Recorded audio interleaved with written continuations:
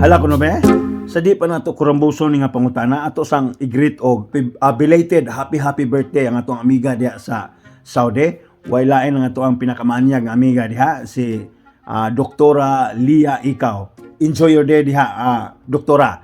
Pag binignit, pag biko, og bisag saan lamay imuha mo hunahunaan diha nga imong masima-sima. Ha? Happy birthday once again. Okay, sige, padayon ta. Kaysa ni nga pangutana, Axel Ipe. Oy, si Jeffrey Disina ni, aka Axel Ipe. Big shoutout sa mga diya. Soy Jeffrey Disina, aka Axel Ipe. Matay di mi man nagladyo og height ining tawana.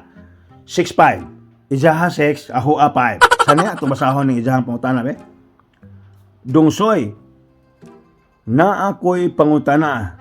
Tinuod ba ang pilok og balahibo sa kibot sumpay?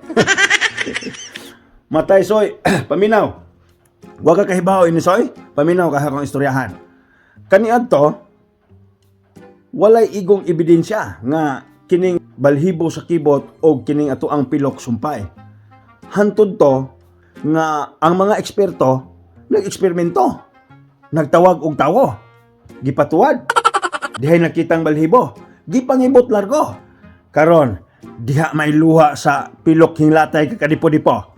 Tungod ato, doon na mga pagduda na kining balhibo sa kibot ug pilok konektado. Karon soy, para ila jung makumpirma ang tanan, pilok na po'y gusto nilang eksperimentuhan, ilan ning gihawiran o gipangharos tanan. Sus karon kay ang balhibo sa kibot hintindog man. Kumpirmado nga kining ato ang balhibo sa kibot og pilok sumpay og doon na joy kalambigitan.